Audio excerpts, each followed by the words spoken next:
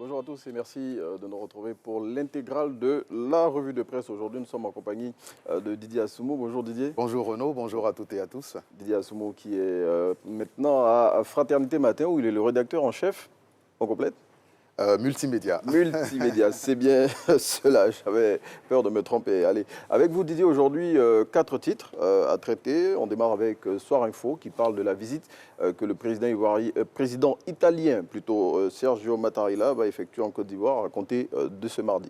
Effectivement, Renaud, le président italien est attendu aujourd'hui même à Abidjan, autour de 17h30. Oui. Il sera accueilli donc, à sa descente d'avion par le chef de l'État ivoirien. C'est sur la page méta donc, de la présidence de la République que cette annonce a été faite.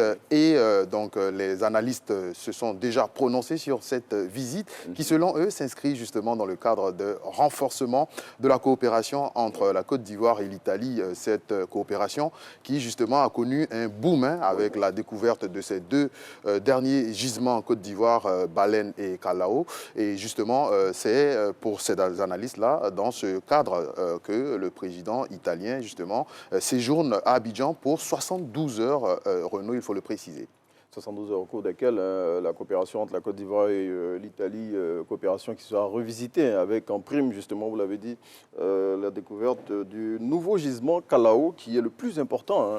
Effectivement, et parlant donc justement de ce gisement, il faut dire que c'est plus de 1 milliard de barils de pétrole qui sont annoncés avec 1500 emplois directs et 7000 emplois indirects. C'est justement ce boom donc, au niveau économique qui sera acté avec cette présence du président italien. Il faut dire, hein, Renaud, que la coopération entre les deux pays date de 1961, après l'indépendance de la Côte effectivement, où le premier ambassadeur italien a été accrédité justement en Côte d'Ivoire. Et puis en 2012 et en 2022, le président ivoirien Alassane Ouattara s'est rendu justement en Italie où il a échangé avec le président Mattarella. Et il faut également noter qu'avant justement la visite du président italien, le ministre des Affaires étrangères de l'Italie a séjourné en mars dernier à Abidjan, certainement pour préparer justement la venue du président italien,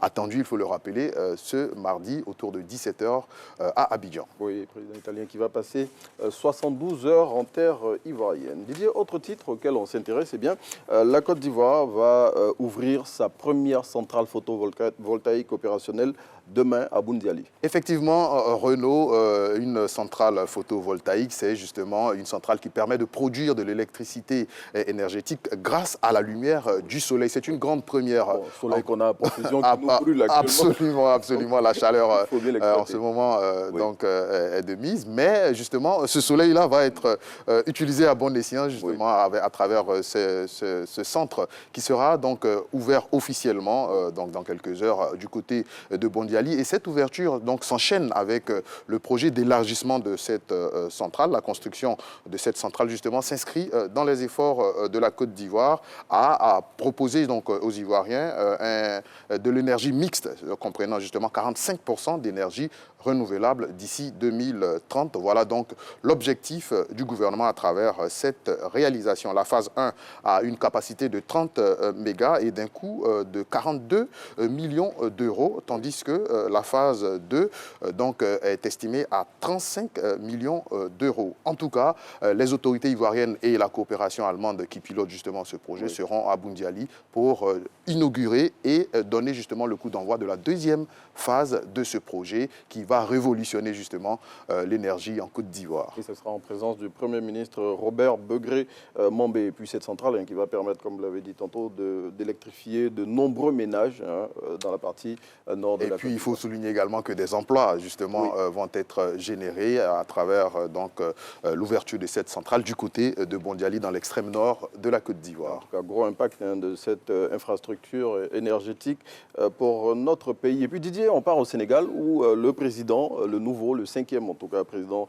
du Sénégal sera investi ce mardi.